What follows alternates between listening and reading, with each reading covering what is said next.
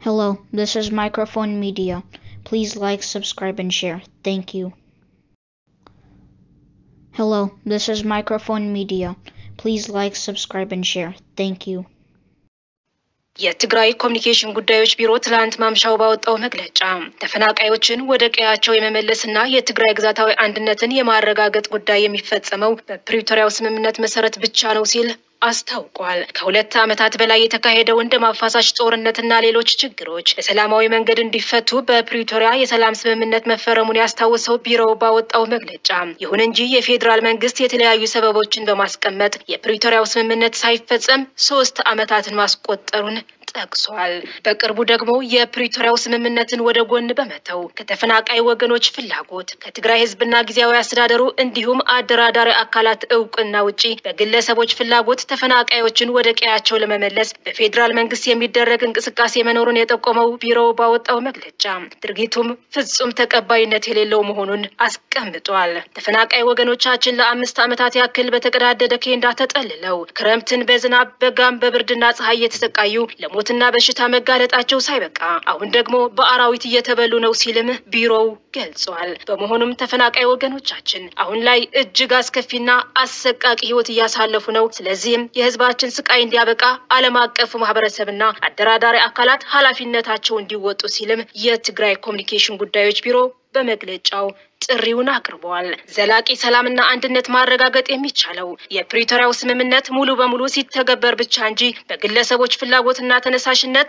አለመሆኑን መገንዘብ ያስፈልጋል ያለው ቢሮ በመግለጫው ዓለም አቀፉ ማህበረሰብም ሆነ አደራዳሪ አካላትም ተፈናቃዮች ዋስትናው ባስጠበቀ መንገድ ወደ ቀያቸው እንዲመለሱ ለስምምነቱ ተግባራዊነት ተገቢውን ትኩረት እንዲሰጡም ጠይቋል። የትግራይ ግዛታዊ አንድነት የማረጋገጥም ሆነ ተፈናቃይና ስደተኞች ወገኖቻችን እንዲሁም በወራሪ ኃይሎች ስር የሚገኘው ህዝባችን ዋስትናው የሚጠበቀው በፕሪቶሪያው ስምምነት ብቻ መሆኑን የጠቆመው ቢሮው በመግለጫው በመሆኑም እነዚህ አካላት ይህንን በመገንዘብ ለስምምነቱ ትግበራ የድርሻቸው እንዲወጡም የትግራይ ኮሚኒኬሽን ጉዳዮች ቢሮ ጥሪውን አቅርበዋል።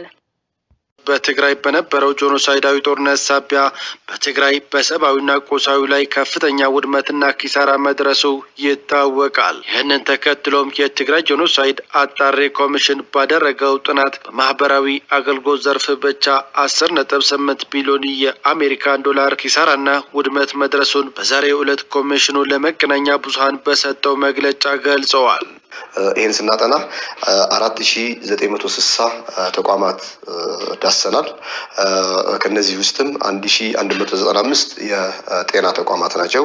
1926 የትምህርት ተቋማት፣ 724 የሃይማኖት እና የቅርስ ተቋማት ናቸው።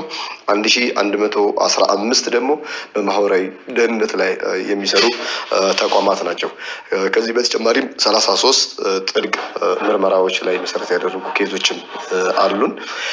ይሄንን በተጠቃሚ አይን ለማየት ደግሞ 659675 ቤተሰብ ላይ ገብተን ወይም ሃውስሆልድ የምንለው ቤተሰብ ላይ ገብተን ዳታ ሰብስበናል።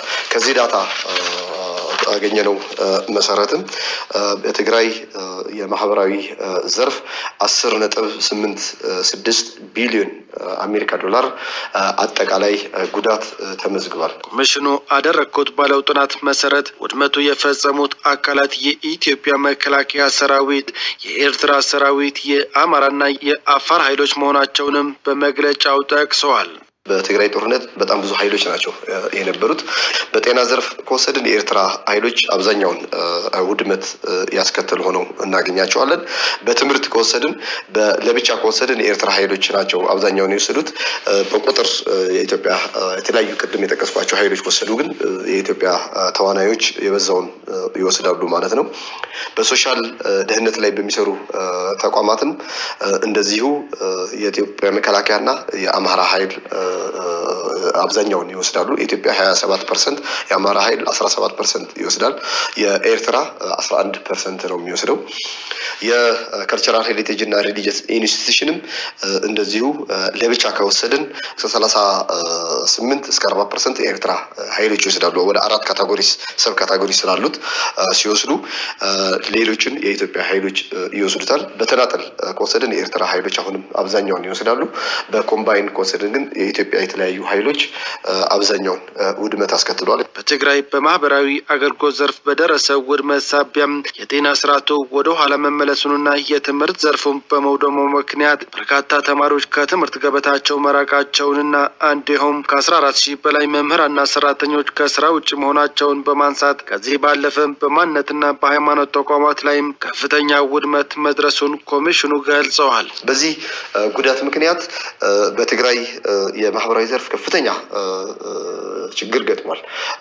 በጤና ከወሰድን የጤና ዘርፉ ኮላፕስ አድርጓል ብለን መውሰድ እንችላለን። አጠቃላይ የጤና ተቋማት አገልግሎት የመስጠት አቅም ካየን ወደ 30% ነው የወረደው። 70% ያህል የአገልግሎት የመስጠት አቅማቸው እንደተጎዳ ከዚህ መውሰድ እንችላለን። የትምህርት ዘርፍ እንደዚሁ ትልቅ ጉዳት የደረሰበት ነው። 1.2 ሚሊዮን ተማሪዎች 3 ዓመት ያህል ከትምህርት ያልወጡበት፣ ኢንሮልመንት ሬት በ80% የቀነሰበት፣ ከ14,000 በላይ መምህራንና የትምህርት ዘርፍ ሰራተኞችና አስተዳዳሪዎች ከትምህርት ዘርፉ የወጡበት ሆኖ እናገኛለን። ቁሳዊ ነገሮች በላይ ደግሞ ማህበራዊ እሴቱ ትልቅ ጉዳት እንዲደርስበት ነው። የትግራይ ህዝብ በሙሉ በነበረው ከበባና ክልከላ ለኪሳራ መዳረጉን በጥናት መረጋገጡንና ጥናቱ በአሰራር ምንም የተጨመረ ሆነ የተቀነሰ ነገር እንደሌለው በመግለጫው ተገልጸዋል። ዓለም ላይ ያልታየ ለ2 ዓመት ያህል ከ7 ሚሊዮን ህዝብ በላይ ተዘግቶ ነው ያለፈው። ስለዚህ ከኪሳራ ያመለጠ የትግራይ ሰው የለም። ሳምፕል ሰርተን አይደለም ፕሮጀክት ያደረግነው፣ እንዳለ ያገኘናትን ነው። ከየቤቱ ገብተን ያገኘነውን ከተቋማቱ ገብተን ያገኘነው እንዳለ ነው ሪፖርት እያደረግን ያለነው። ሰው የሌለውን አምጥተን አላስቀመጥንም። ሰው ያለውንና የተጎዳውንም እንዳይጠፋ የተሻለ ጥንቃቄ አድርገናል።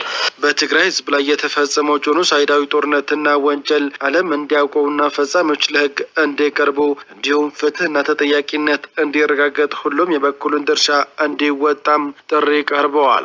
ተነግሮ ተጽፎ ተተርኮ የማያልቅ ብዙ ግፍ በትግራይ ላይ ደርሰዋል። ጊዜው ሲደርስ ይወጣል። ግን ደግነቱ ሁሉንም ነገር ሪከርድ እየተደረገ ትግራይ ውስጥ ብቻ አይደለም የሚቀመጥ ያለው፣ ውጭ እዚህ አሜሪካ፣ እንግሊዝ እና ጄኔቭ ስዊዘርላንድ ውስጥም እየተቀመጠ ነው ያለው።